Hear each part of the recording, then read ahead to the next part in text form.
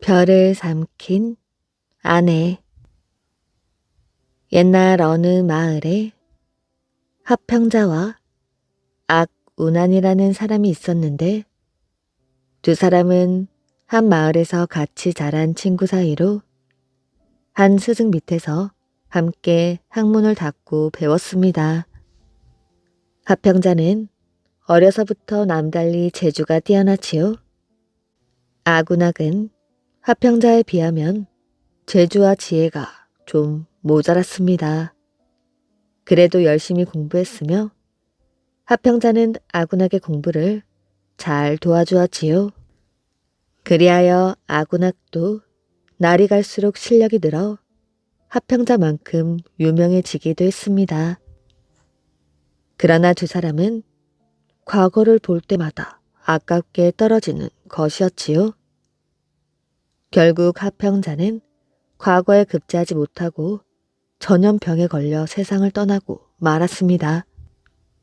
악운악이 그 소식을 듣고 달려가 보았지만 합평자는 이미 세상을 떠난 뒤였고 부인이 아기를 안고 울고 있었습니다. 부인은 돈이 없어 남편의 장례조차 치를 수가 없었지요. 악운악은 주머니에 돈을 털어 친구의 장례를 치렀습니다. 그리고 그 뒤부터 합평자의 아내와 자식을 돌봐주었습니다. 그도 가난하기는 마찬가지였으나 콩 한 알도 나누겠다는 마음으로 친구의 식구들을 도와주었습니다. 쌀이 들어오면 언제나 절반을 뚝 떼어 그 집에 가져다 주었던 것이었지요. 그리하여 합평자의 식구들은 굶지 않고 살아갈 수 있었습니다. 선비들은 모이기만 하면 악운악을 칭찬하며 그를 우러러보았습니다. 그렇게 시간은 흘러갔지요. 합평자의 식구들까지 돌보기 때문에 악운악은 그 전보다 살림이 더욱 어려워졌습니다. 어느 날 악운악은 자신의 처지를 생각하며 이렇게 탄식하였지요. 살아가기가 정말로 힘들구나. 양식이 떨어졌으니 또 어딜 가서 구하지? 악운악은 땅바닥이 꺼져라 한숨을 내쉬었습니다. 합평자는 나보다 재주가 뛰어나고 학문이 깊은 선비였어. 그런데도 끝내 벼슬길로 나아가지 못하고 세상을 떠나버렸지. 내가 공부를 한다고 해서 성공할 수 있을까? 장사길로 나서는 것이야. 그럼 형편이 좀 나아지지 않겠어? 악운악은 공부를 그만두고 장사를 시작했습니다. 장사는 생각보다 잘 되었지요. 반년 뒤 양식 걱정을 하지 않을 만큼 돈을 벌 수 있었습니다. 악운악은 지방을 돌아다니며 장사를 했습니다. 어느 날 그는 남경에 갔다가 객점에 들렀습니다. 음식을 기다리는데 객점 안에 있는 한 사내가 눈에 띄었지요. 사내는 키가 크고 광대뼈가 툭 튀어나와 있었습니다. 무슨 걱정이 있는지 고개를 푹 숙인 채 객점 안을 어슬렁거리고 있었지요. 음식이 나오자 악운악은 사내를 불렀습니다. 식사를 하지 않으셨으면 같이 하셔요. 악운악은 사내를 앞자리에 앉히고는 음식을 권했습니다. 그러자 사내는 음식을 손으로 집어먹었지요. 음식은 금방 다 없어졌습니다. 몹시 시장하셨군요. 좀 더 시킬까요? 악운악은 사내의 대답은 기다리지 않고 주인을 불러 음식 2인분을 더 시켰습니다. 그런데 사내는 그 음식마저 순식간에 먹어치웠지요. 악운악은 계속해서 음식을 시켰습니다. 그때마다 사내는 군말 없이 음식을 먹었습니다. 엄청난 대식가였지요. 이제야 배가 부르군요. 이렇게 음식을 많이 먹어보기는 3년 만에 처음입니다. 악운악은 사내 얼굴을 보며 물었습니다. 음식을 드시는 걸 보니 힘 깨나 쓰는 장사 같으신데 집이 이 근처에 있습니까? 저는 집이 없습니다. 정처 없이 여기저기 떠돌며 살고 있습니다. 하늘이 주는 벌을 받고 있는 중입니다. 자세한 이야기는 나중에 해드리지요. 사내는 알쏭달쏭한 말만 했습니다. 아군학이 객점에서 나오자 사내는 아군학을 졸졸 따라왔지요. 아군학은 사내를 돌아보았습니다. 저는 갈 길이 먼 사람입니다. 그만 돌아가시지요. 사내가 말했습니다. 당신은 제게 따뜻한 밥 한 끼를 대접해줬습니다. 그 은혜를 생각하니 이 이야기를 하지 않을 수가 없군요. 당신은 곧 불행한 일을 겪게 됩니다. 그때 당신을 도와주려고 따라 나선 것입니다. 아군학은 그 사내가 보통 사람이 아니라는 생각이 들었습니다. 그래서 사내를 데리고 여행을 하기로 하였지요. 온종일 걸은 두 사람은 날이 저물자 객점에 들렀습니다. 저녁 식사를 하셔야지요. 아예 10인분을 시킬까요? 아군학이 묻자 사내는 손을 내저었습니다. 아닙니다. 혼자 드십시오. 저는 한 달에 2번만 저녁을 먹습니다. 아군학은 이상한 사람이다 생각하며 혼자 식사를 했습니다. 다음 날 두 사람은 강을 건너게 되었지요. 배에 짐을 싣고 강을 건너는데 갑자기 태풍이 부는 것이었습니다. 그러자 파도가 높아져 배가 뒤집히고 두 사람은 물속에 빠져버리고 말았지요. 아군학은 헤엄을 칠 줄을 몰랐습니다. 그런데 그때 사내가 다가오더니 아군학을 등에 업었지요. 그리고 파도를 헤치고 순식간에 육지로 갔습니다. 잠시 뒤 태풍이 물러가고 강물이 잔잔해졌습니다. 사내는 벼랑간 물속으로 들어가더니 배 한 척을 끌고 나왔습니다. 사내는 아군학을 배에 태워 강 한가운데로 나아가더니 다시 물속으로 들어가며 말했습니다. 잠깐만 기다리십시오. 사내는 물속에서 아군학의 짐을 짊어지고 나왔습니다. 물속을 몇 번 들락날락하며 물에 가라앉은 그의 짐을 모두 건져주었지요. 아군학은 사내가 너무나 고마웠습니다. 당신이 없었더라면 저는 벌써 물귀신이 되었을 것입니다. 목숨을 구해주신 것만 해도 고마운데 잃어버린 물건까지 찾아주시다니요. 사내는 강을 다 건너자 작별 인사를 했습니다. 자, 그럼 여기서 헤어지지요. 그동안 고마웠습니다. 제가 고맙지요. 그런데 마땅히 갈 곳이 없으시면 저랑 같이 다니세요. 아군학은 사내를 붙잡았습니다. 사내는 어쩔 수 없이 아군학과 함께 갔습니다. 10여일이 지났지요. 사내는 식사할 때가 되었다고 또다시 밥을 아주 많이 먹었지요. 여러 날이 지난 뒤 사내가 말했습니다. 이쯤에서 헤어지도록 하지요. 아직도 갈 길이 많이 남았는데 무슨 소리예요? 장사를 마치면 함께 제 고향으로 갑시다. 아군학은 또 사내를 붙잡았습니다. 그때는 여름 한낮으로 하늘에는 먹구름이 뒤덮여 있었지요. 한바탕 비가 쏟아지려는지 천둥 소리가 들렸습니다. 그때 아군학은 하늘을 올려다보며 중얼중얼했습니다. 먹구름이 꼭 솜 이불 같네. 저 속에 누워있으면 기분이 어떨까? 나도 하늘 위에 올라가고 싶구나. 사내는 이 말을 듣고 웃으며 말했습니다. 구름 속에 누워있고 싶으세요? 소원대로 해드릴까요? 잠시 뒤 아군학이 정신을 차려보니 자신이 구름 위에 누워있는 것이 아니겠어요? 발을 딛고 있는 곳엔 맨 땅이 아니라 푹신푹신한 구름이었습니다. 위를 쳐다보니 반짝이는 별들이 있었지요. 별이 촘촘히 하늘에 박혀 있었습니다. 아군악은 손을 뻗어 별을 만져보았지요. 큰 별은 단단히 박혀 있는데 작은 별은 손으로 건드리니 흔들흔들했습니다. 그래서 아군악은 작은 별 하나를 따서 주머니 속에 넣었습니다. 아군악은 구름을 헤치고 그 아래를 내려다보았습니다. 넓은 바다가 보이고 콩알 만한 섬이 보였습니다. 생각만 하여도 눈앞이 아찔하였지요. 그때 하늘 저편에서 용 2마리가 끄는 수레가 다가왔습니다. 수레에는 큰 독이 실려 있고 그 독 속에는 물이 가득하였지요.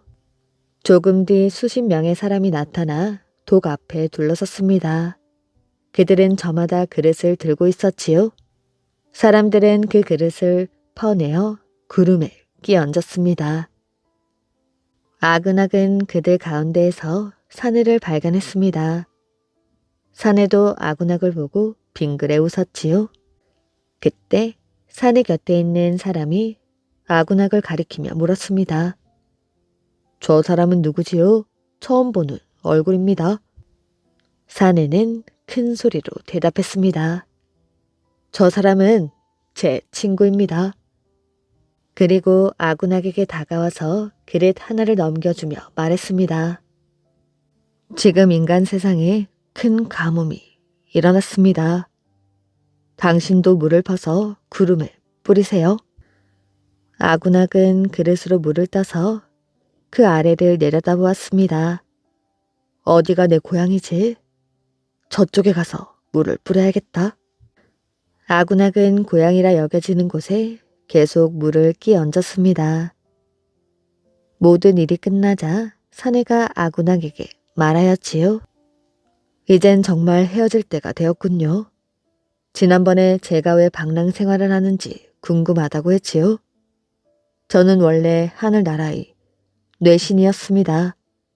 비를 잘못 뿌린 죄로 인간 세상으로 3년 동안 유배를 떠나야 하였지요. 이제 그 3년이 다 되어 당신과 작별해야겠습니다. 안녕히 가십시오. 이 밧줄을 타고 내려가면 됩니다. 사내는 수레에 동여맨 밧줄을 아군악에게 넘겨주었습니다. 이렇게 높은 데서 밧줄을 타고 내려가라고요? 겁내실 것 없습니다. 밧줄을 잡으면 눈 깜짝할 사이에 땅으로 내려갑니다. 사내의 말대로 밧줄을 잡자 어느새 땅에 내려와 있었습니다. 그곳은 고향 마을 들판이었지요. 고향 마을은 잔치 분위기였습니다. 오랜 가뭄으로 고생을 했는데 모처럼 많은 비가 내렸기 때문이지요. 이웃 마을은 비가 조금 오다 그쳤대요. 우리 고을에서는 우리 마을만 비가 많이 내렸어요. 아군악은 아내의 말을 듣고 혼자 방긋 웃었습니다. 내가 비를 내렸다고 하면 아무도 안 믿겠지.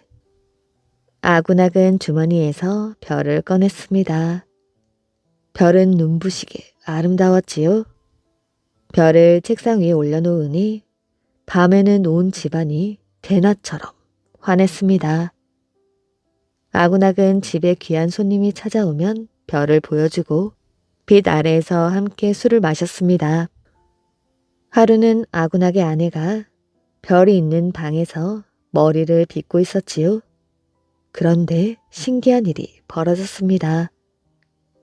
눈부시게 빛나던 별이 반딧불만큼 작아지더니 허공을 날아다니는 것이었습니다.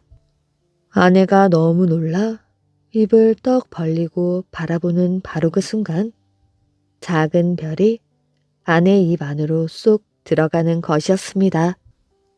놀란 아내가 뱉으려고 했지만 이미 목구멍으로 넘어가 버린 뒤였지요.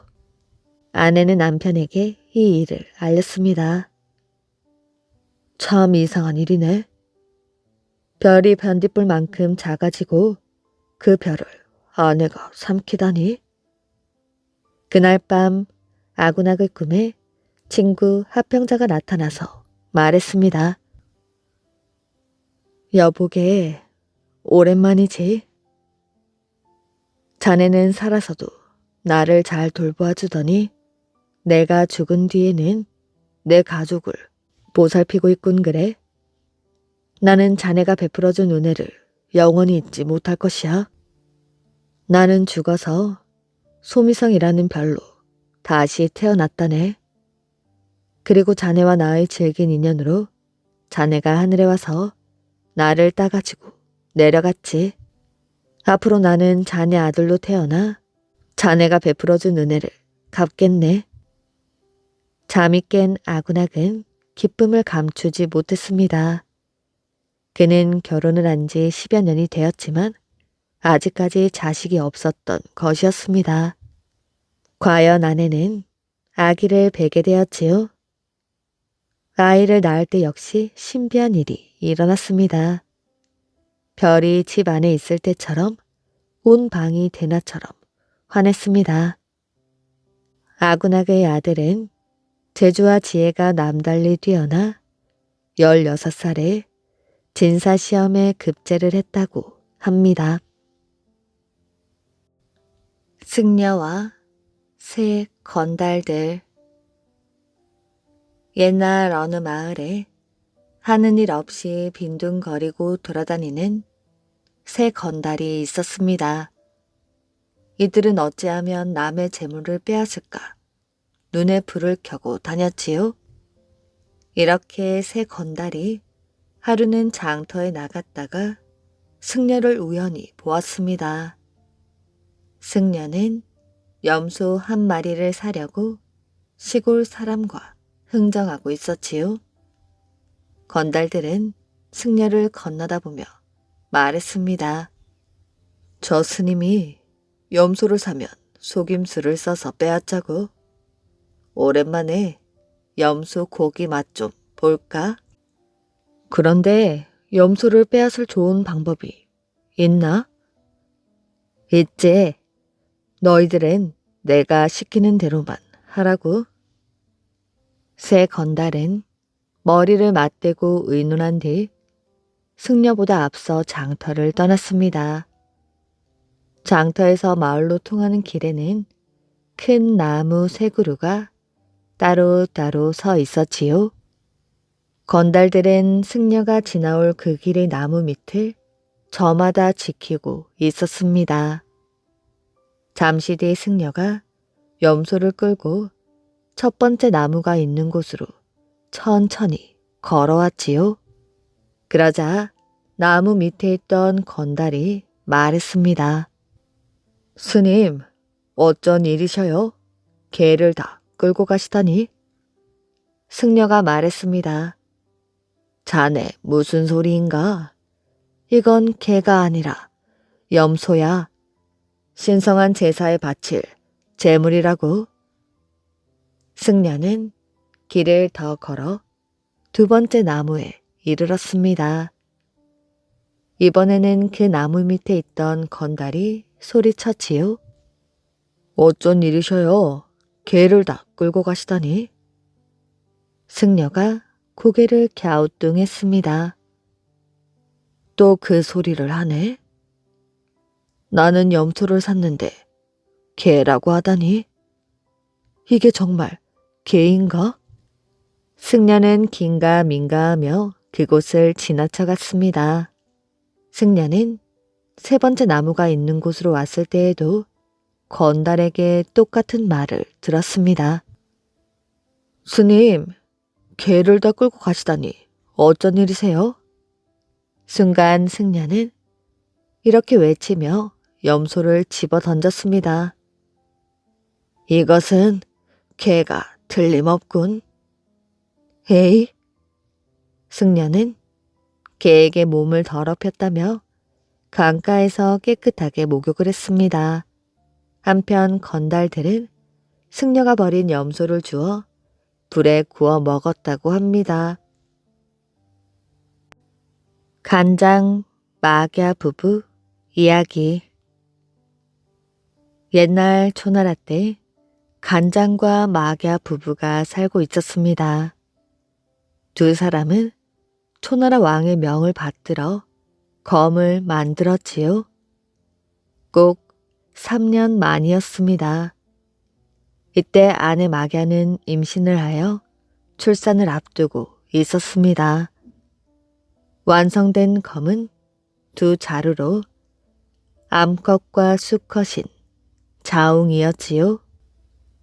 간장은 궁궐로 들어가기 전 아내에게 말했습니다. 왕은 내가 검을 너무 늦게 만들었다고 잔뜩 화가 나 있을게요. 나를 분명히 죽일 것이요. 나는 운검은 감춰두고 자검을 왕에게 바칠 생각이요. 만약 당신이 아들 낳으면 이름을 적비라고 지어주시오. 그리고 그 아이가 아버지가 어디 있습니까? 라고 물으면 내 억울한 죽음을 알려주고 감춰둔 운검을 찾으라고 하시오. 운검은 집 앞에 서서 남산을 보면 돌 위에 있는 소나무 뒤쪽에 감춰져 있다고 알려주시오. 이 말을 남기고 남편 간장은 자검을 들고 궁궐로 들어갔습니다. 초나라 왕은 몹시 화가 나 있었지요. 왕은 신하를 불러 검을 감정하게 했습니다. 잠시 뒤 신하가 말하였지요. 검은 자검과 운검 이렇게 한 쌍입니다. 그런데 이 검은 자검입니다. 뭐라고? 그럼 저놈이 운검을 가져오지 않았단 말이지? 이런 고얀 놈? 제멋대로 검 하나를 빼돌려? 여봐라, 저놈의 목을 베라. 간장은 자신이 예견한 대로 처형을 당하고 말았습니다. 마갸는 곧 건장한 사내 아이를 낳았지요. 마갸는 아기를 안고 기뻐했습니다. 네 이름은 적비란다. 알겠지? 적비는 무럭무럭 자라 소년이 되었습니다. 어느 날 적비가 마갸에게 물었지요. 어머니, 제 아버지는 어디에 있습니까? 마갸는 기다렸다는 듯이 말했습니다. 네 아버지는 초나라 왕의 명으로 검을 만들어 바쳤단다. 그런데 3년이나 걸려 검을 만들었고 또 작업만 바쳤다고 왕에게 처형을 당하고 말았지. 네 아버지가 너에게 이런 말씀을 남겼단다. 아들에게 내 억울한 죽음을 알려주고 감춰둔 운검을 찾아라. 집 앞에서 남산을 보면 돌 위에 있는 소나무가 보이고 운검은 그 뒤쪽에 감춰져 있다는 말을 꼭 전하라. 아들 적비는 집 앞에 서서 남쪽을 보았습니다. 그러나 남산은 보이지 않고 소나무 기둥만 보이는 것이었지요. 소나무 기둥이 돌 위에 있구나. 저 뒤쪽을 깨뜨려 봐야지. 적비는 소나무 기둥 뒤쪽을 깨뜨렸습니다. 그러자 운검이 나왔지요. 적비는 그 운검을 가지고 열심히 무술 연습을 했습니다.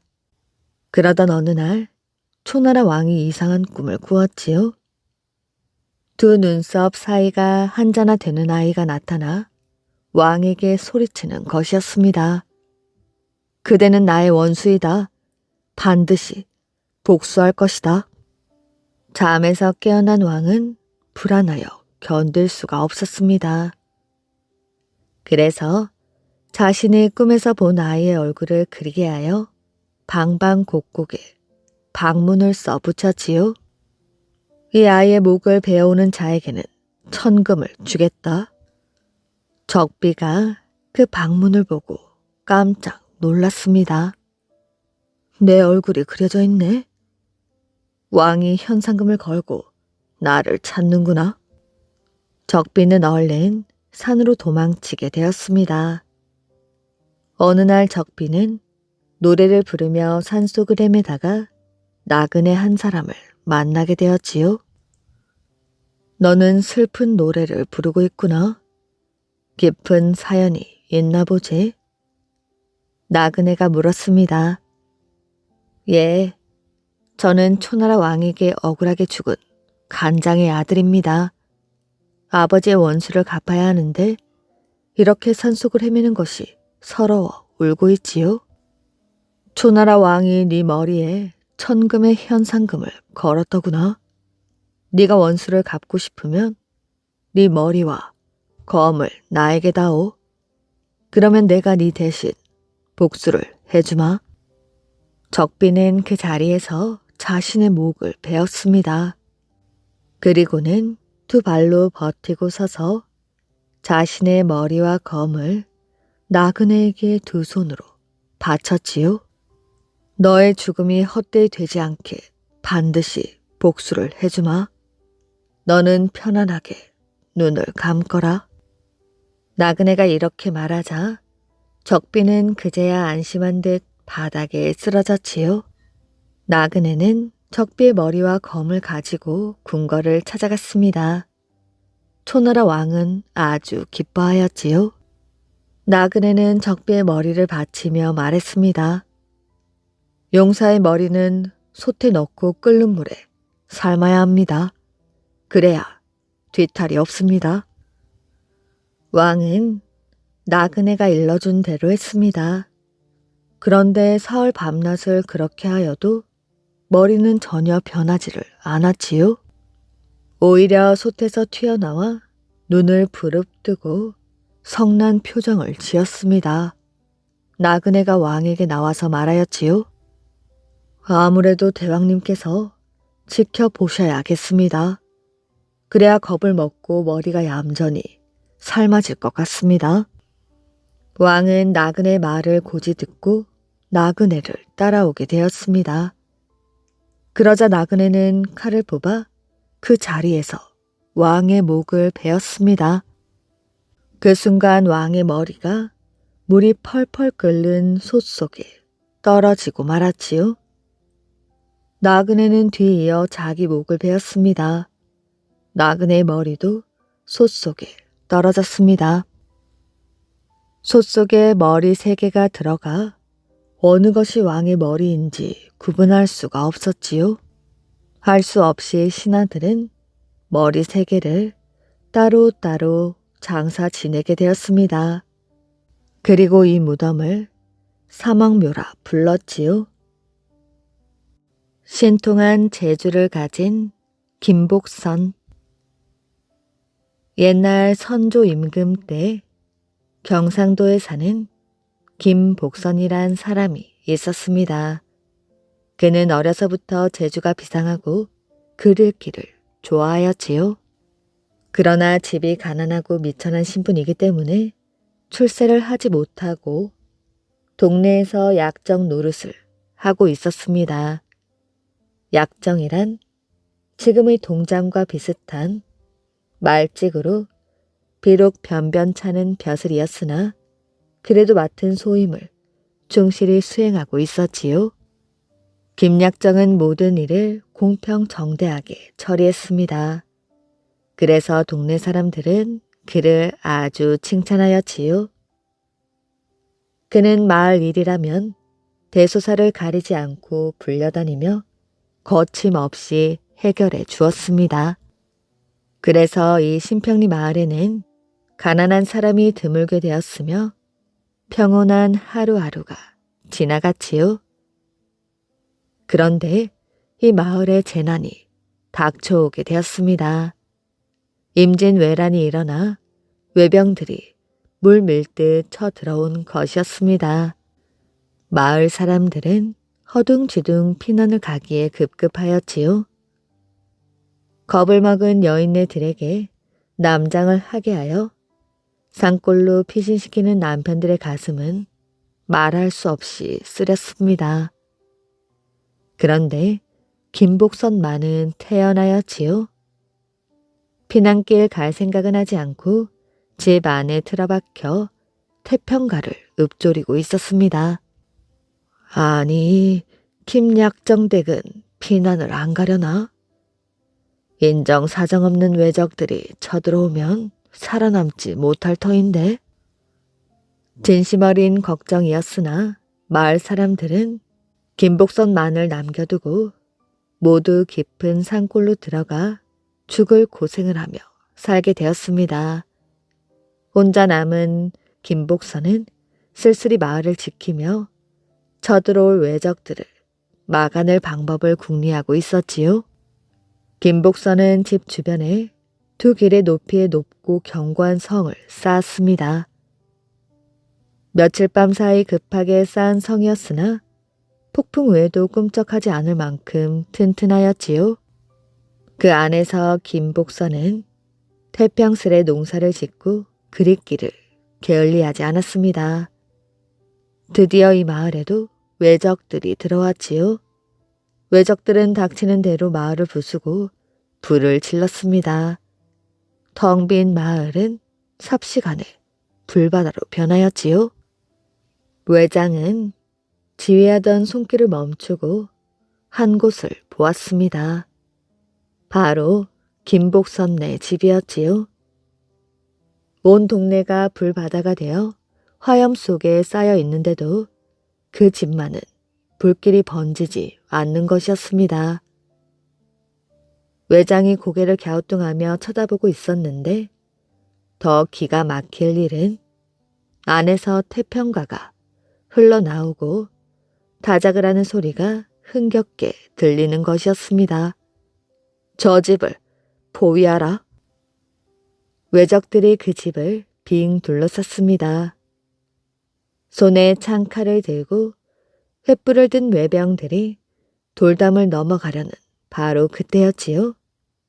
벼랑간 돌담이 뜨거워지더니 안에서부터 화염이 퍼져나왔습니다.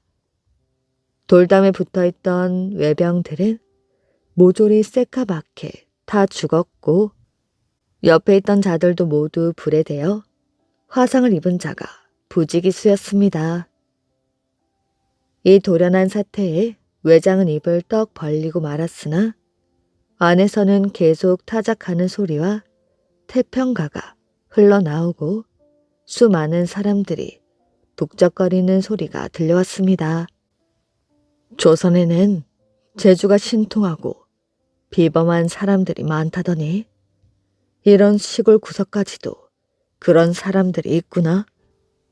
혼이 난 외장은 많은 부상자와 함께 그 밤으로 그 마을을 빠져나가고 말았습니다.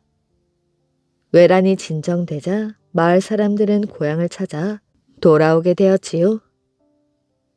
아니, 온 마을이 잿더미가 되었는데 김약정 댁만은 무사하네. 사람들은 감탄하며 김약정을 더욱 흠모하게 되었지요. 그런데 얼마 뒤 동네 사람들이 자기를 기인으로 보는 눈치가 있자 김복선은 하루아침에 자취를 감추어 버렸습니다. 그 뒤 또 한 차례의 침략이 이 땅을 짓밟았으니 바로 병자호란이었지요. 임금은 남한산성으로 피난을 떠났으며 텅 빈 한양은 무지막지한 말 발굽 아래 짓밟히고 온갖 노략질이 저질러지는 가운데 나라의 귀중한 보물들이 잿더미가 되었습니다. 오랑캐들이 장안 거리마다 휩쓸고 돌아다니며 승전을 노래하던 그날 밤이었지요. 어디서 나타났는지 김복선이 두 눈을 부릅뜨고 머리를 산발한 채 장안의 모습을 드러낸 것이었습니다. 김복선은 한밤중 청나라 장수 용골대의 진영에 나타나서 용골대를 향해 욕을 퍼붓기 시작했습니다. 적장인 용골대는 어안이 벙벙하여 무례한 침입자를 쏘아볼 뿐이었지요. 김복선의 지독한 욕설은 계속되었습니다. 온갖 욕설이 다 나오고 있었기 때문에 용골대는 얼굴이 벌개졌지요. 수많은 군사들이 지켜보는 적군의 진중에서 적장 용골대가 이런 수모를 당하자 정신을 차린 군사들이 겨우 칼을 겨누었습니다. 어느 앞이라고 무엄하게 욕설을 하는 것이야. 단칼에 김복선을 베어 죽일 듯 기세가 험악하였지요. 옆에 섰던 호장 하나가 얼른 칼을 빼들고 김복선의 가슴을 찌르려고 달려들었습니다. 그러나 그 호장은 비명을 지르며 피를 뿜고 나자빠지게 되었지요. 군사들은 깜짝 놀라 뒤로 멈칫했습니다. 죽어 넘어진 자는 그들 중에서도 용맹이 드높기로 유명한 장수였던 것이었습니다. 일곱 군사들이 다시 김복선을 향해 달려들려고 할 때 용골대가 눈짓을 했습니다. 진정들 해라. 공격하지 못하게 하는 용골대의 명령에 청나라 군사들이 물러섰지요. 김복선은 마음껏 욕설을 퍼붓고 심지어 용골대의 발등에다 오줌까지 누는 것이었습니다. 벼락 같은 오줌 세례를 받고도 용골대는 감히 그를 어쩌지 못하였지요. 너희 놈들 천벌을 면치 못하리라. 김복선은 이같이 욕설을 다시 퍼부으며 날이 새기 전에 용골대의 진중을 빠져나가 자취를 감추어 버렸습니다. 밤새도록 시달린 용골대는 퀭한 눈으로 허공만을 바라볼 뿐이었지요. 갖은 욕설과 무례한 언동을 다 받고도 수모를 참아가며 김복선을 잡아 죽이지 못한 그는 한숨만 쉴 뿐이었습니다. 군사들은 그것을 괴이하게 여기어 용골대에게 물었지요. 장군님, 도대체 저놈이 어떤 놈이기에 장군님 앞에서 감히 그런 짓을 하도록 내버려 두었습니까? 부하들이 따지고 들자 용골대는 혀를 내두르며 대답하였지요. 너희는 모를 것이다. 그는 조선의 유일한 지사이며 이인이다. 조선 조정에서 그를 등용했던들 우리가 감히 압록강 안에 발인들 들여놓을 수 있었을 줄 아느냐? 너희가 만일 그를 잡으려고 덤벼들었다면 그를 잡기는커녕 모두 죽고 말았을 것이야. 우리에게 욕설만 퍼붓고 손을 대지 않고 그대로 돌아간 것만으로도 다행한 일이다. 오랑캐들은 또다시 김복선의 모습이 나타날까봐 밤길 다니기를 꺼려했다고 합니다. 그날 바람처럼 한바탕 욕설을 퍼붓고 사라진 김복선의 모습을 본 사람은 아무도 없었고 오랜 세월 그는 그저 기인으로만 전해오고 있을 뿐이었습니다. 외동딸의 철없는 사랑. 옛날 어느 마을에 왕이라는 가난한 농부가 살고 있었습니다. 가난했던 그가 말년에 큰 돈을 벌어 기와집도 짓고 가축도 늘렸지요. 그에게는 외동딸이 있었습니다. 그의 딸을 본 사람들은 누구나 침이 마르도록 그녀의 아름다움을 칭찬하였지요. 왕이도 딸을 무척이나 아꼈습니다. 딸을 부잣집 아들에게 시집 보낼 일만 생각하면 자다가도 웃음이 날 정도였지요. 이웃집에 부자의 아들이 찾아와 청혼을 했지만 그는 들은 척도 하지 않았습니다. 또한 시내에서 크게 장사를 하는 주인이 와서 혼담을 꺼내었지만 그는 코웃음만 쳤습니다. 그러나 그렇게도 애지중지하던 딸이 그만 자기가 부리는 목동과 사랑에 빠지고 말았습니다. 왕이는 둘의 관계를 믿지 않았지만 두 사람이 목장에 있는 모습을 한두 번 보자 분노가 하늘을 찔렀지요. 네가 감히 우리 딸을 넘보다니? 왕의 딸은 그의 목소리가 들리면 도망을 쳤고 목동은 늘 흠씬 두들겨 맞았습니다.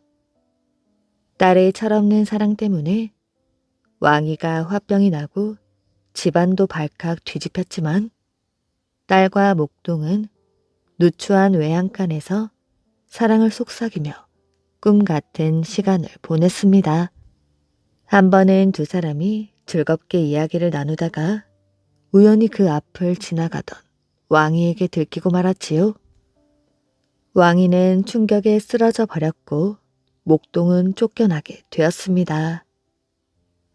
딸은 가족들의 감시를 피하여 목동을 따라 도망을 쳤습니다. 그들은 산속의 낡은 남자로 도망쳤지요. 목동이 물었습니다. 이런 캄캄한 산에 있어도 무섭지 않아? 우리가 헤어지는 것 말고는 그 어느 것도 무섭지 않아. 그런 건 생각도 하지 말라고. 아버지는 걱정하지 마. 옆에 엄마가 계시니 내일 집에 돌아갈게. 지금은 이리 함께 이야기를 나눌 수 있고 또 노래도 부를 수 있어. 참 좋아. 날은 점점 어두워지면서 기온이 내려가게 되었습니다. 어느새 눈발이 날리면서 어깨 위로 쌓이기 시작했습니다. 눈발은 점점 더 굵어졌지요. 춥지 않아? 아니, 마음은 불타는 것처럼 뜨거운걸? 두 사람은 서로에게 의지한 채 여전히 들뜬 목소리로 이야기를 나누었습니다. 그러나 그들의 사랑에는 아랑곳 없이 눈은 더욱 세차게 내렸지요. 두 사람은 그대로 얼어붙어 매와 나무로 변했습니다. 한 그루에는 왕의 딸이 변한 눈부시게 아름다운 붉은 꽃이, 또 다른 한 그루에는 목동이 변한 흰 꽃이 피었습니다. 그래서 매화는 겨울이 되어서야 꽃을 피운다고 합니다. 스승을 찾아간 태종. 횡성군 강림면 강림리에 가면 태종대라는 현판이 걸린 비각이 있습니다. 옛날 이곳에 원천석이라는 사람이 살고 있었습니다. 그는 고려 말 벼슬을 하던 사람이었는데 그 무렵 정치가 물러남을 보고 개탄하면서 벼슬 자리에서 물러나 고향으로 내려갔습니다. 원천석은 치악산에 들어가 농사를 지으며 부모를 모시고 살고 있었습니다. 그는 벼슬 자리에 있을 때 태조 이성계의 아들인 방원을 가르친 적이 있었지요. 왕자였던 방원은 스승 원천석을 매우 존경하며 무척 따랐습니다. 임금이 된 방원은 스승이던 원천석에게 높은 벼슬을 내리려고 불렀지요. 그러나 원천석은 치악산에 숨어 살면서 끝내 벼슬 자리로 나오지 않았습니다. 고려 왕조에 대한 충성심 때문이었습니다. 그러자 태종이 직접 그를 찾아 강원도 산골로 내려오게 되었지요. 자기를 찾아 임금이 내려온다는 소문을 들은 원천석은 급히 산속으로 피해버렸습니다.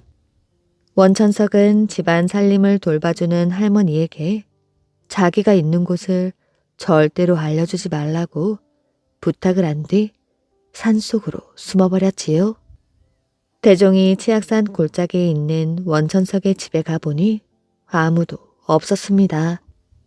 하는 수 없이 발길을 돌려 계곡을 따라 내려오던 태종은 다리가 아파 바위 위에 잠시 쉬어갔지요.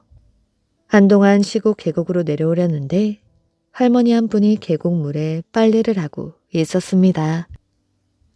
그 할머니에게 원천석이 간 곳을 물어보니 할머니는 원천석이 시킨 대로 거짓말을 했습니다. 그가 어디에 있는지 알지 못한답니다. 태종은 끝내 원천석을 만나지 못하고 그냥 돌아가 버렸습니다. 돌아가면서 산속 어디엔가 숨어 있을 스승 원천석을 향해 절을 하였다고 하여 산 이름을 배양산이라 불렀습니다.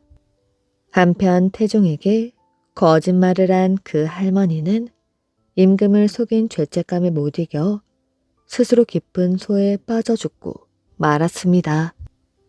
사람들은 할머니가 빠져 죽은 그곳을 노고소라 불렀으며 태종이 원천석을 만나지 못하고 돌아가는 길에 쉬고 간 바위를 태종대라 불렀다고 합니다. 개미의 보은. 조금 전까지만 하여도 구름 한 점 없던 하늘이 한밤중에 소나기가 퍼붓기 시작했습니다. 마을 사람들은 너무 기쁜 나머지 밖으로 뛰쳐나왔지요. 쩍쩍 갈라진 논바닥에 단비가 스며든 것이었습니다. 꽤 오랜 가뭄이었지요. 비가 내리자 마을 사람들은 모두 밝은 얼굴로 논에 물을 대느라 정신이 없었습니다. 그런데 무슨 심술인지 이번에는 너무 많은 비를 주시는 것이었지요. 비는 사흘 동안 잠시도 쉬지 않고 내렸습니다. 억수 같은 비가 내려 들판은 온통 물바다가 되었고 갑자기 퍼붓는 폭우를 견디지 못하고 강둑이 터져버린 것이었습니다. 이 경양 마을의 가난한 농부인 이 씨는 자꾸만 물에 잠기는 논을 근심스레 바라보고 있었습니다. 그때 이 씨가 물 위로 무엇인가 둥둥 떠내려오는 것을 보았지요.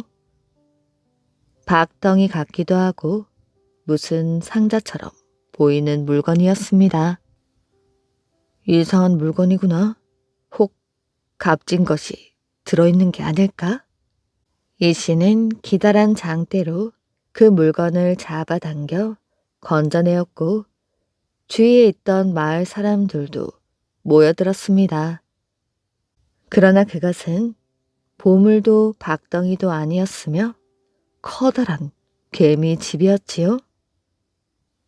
개미집은 물에 떠내려오느라 벌써 잔뜩 젖어 있었습니다. 구경하던 사람들은 흥미 없다는 듯 모두 흩어졌으나 평소 선량하다고 소문이 난 이 씨는 달랐지요. 하마터면 바다로 떠내려갈 뻔 하였구나. 이 씨는 개미집을 조심조심 두 손으로 안아들고 물길이 미치지 않는 산 중턱 마른 땅에 가져다 놓았습니다.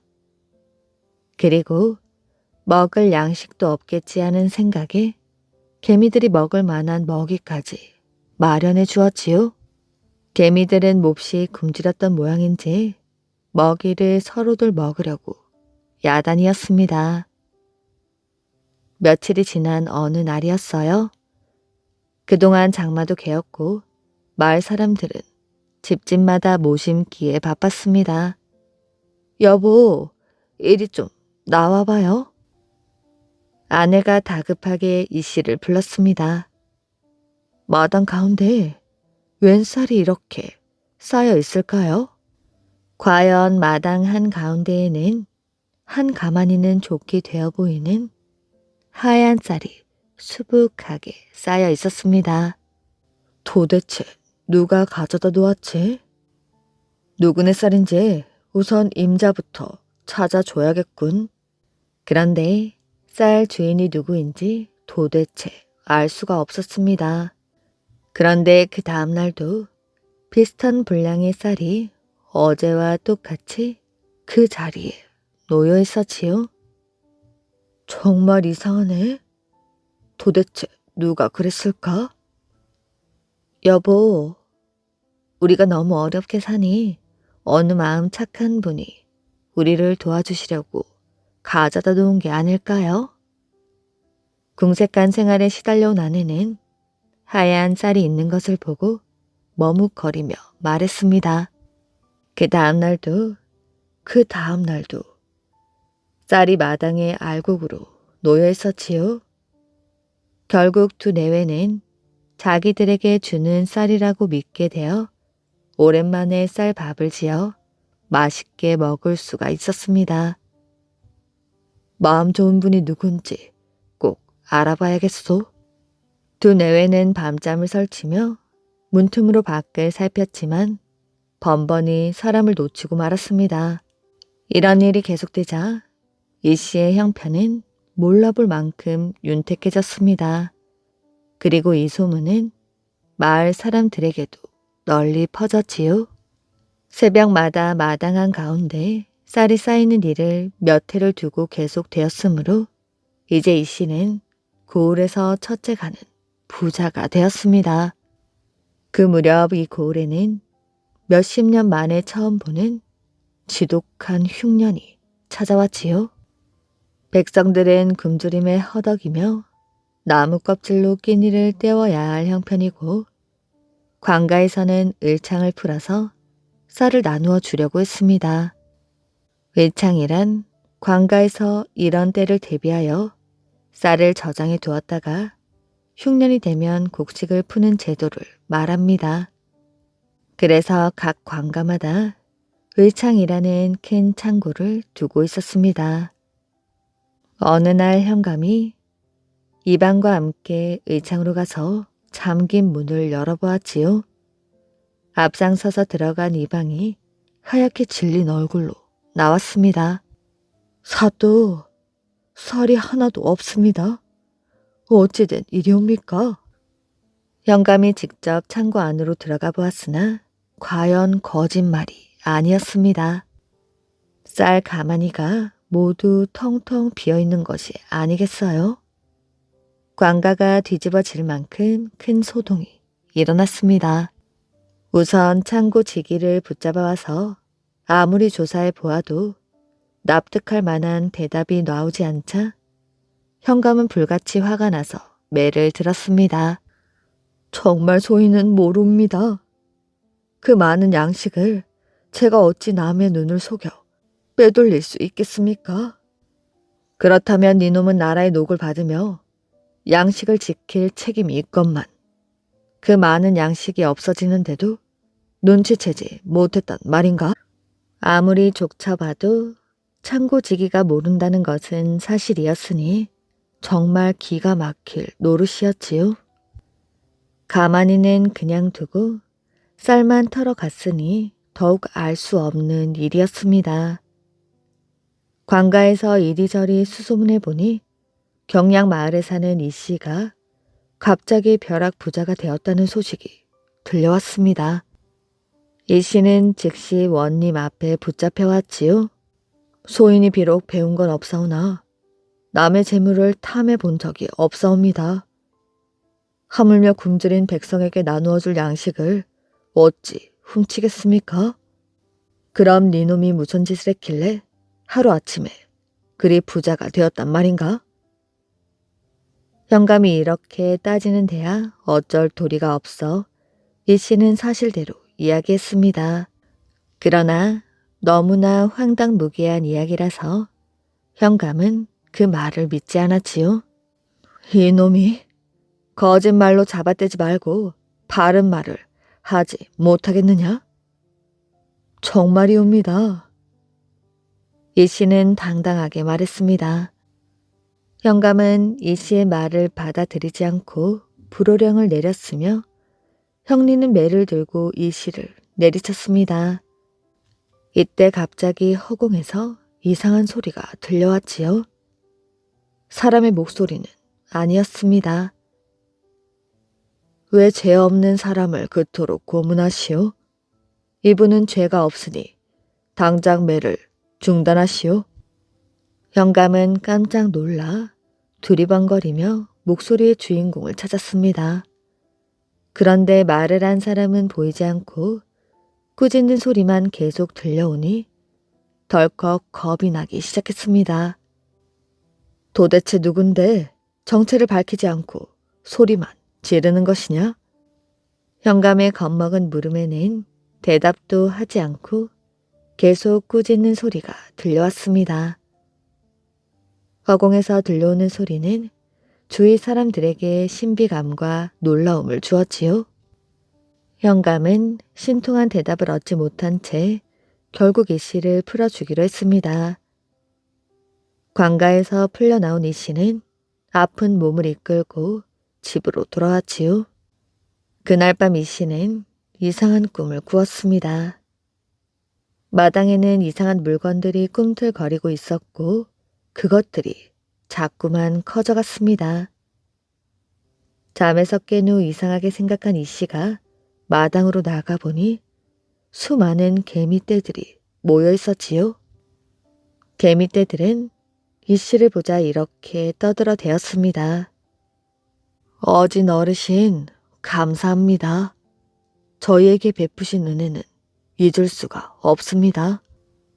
그 목소리는 오늘 낮 관가에서 현감을 꾸짖던 목소리와 똑같았습니다. 그런데 이 씨는 왜 개미떼들이 자기에게 감사하고 있는지 그 까닭을 알 수가 없었지요. 개미떼들 중 우두머리로 보이는 큰 개미가 앞으로 나오더니 이 씨에게 큰 절을 하며 말했습니다. 어진 어르신, 몇 년 전 장마 때에 저희 집은 산원 물결에 떠내려갔습니다. 저희 모두 물에 빠져 죽을 수밖에 없었는데 어진 어르신께서 저희를 구해주시고 저희가 먹을 양식까지 마련해 주셨습니다. 저희는 그 은혜에 보답하기 위하여 매일 개미 한 마리가 의창에 쌀 한 톨씩을 물어다 어르신네 마당에 쌓아왔습니다. 비로소 이 씨는 몇 년 동안 마당에 쌓여온 쌀의 내력을 알 수 있었습니다. 어진 어르신이여, 인간의 눈에는 하찮게 보이는 미물일지라도 생명의 귀중함은 마찬가지입니다.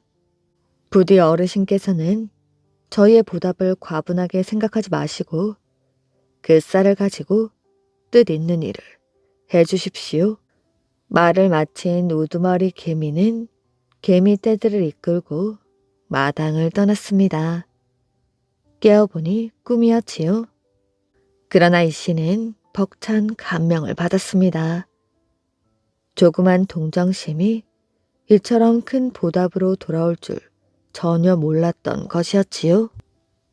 이 모든 재산을 가지고 이 고을 농민들에게 필요한 방죽을 쌓아보자. 그러면 농민들은 해마다 굶지 않을 수가 있을 것이야. 저수지만 있다면 해마다 시달리는 홍수나 가뭄의 피해가 없어질 것이니 내 재산의 몇십 배, 몇백 배를 다시 백성들에게 돌려줄 수 있지 않은가?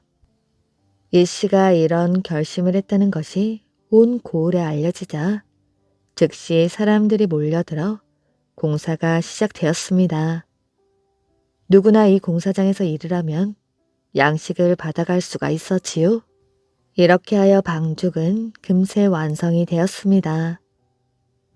지금도 이 저수지는 경양못이라고 불리며 해마다 인근 평야를 모두 기름진 옥토로 만들어주고 있다고 합니다.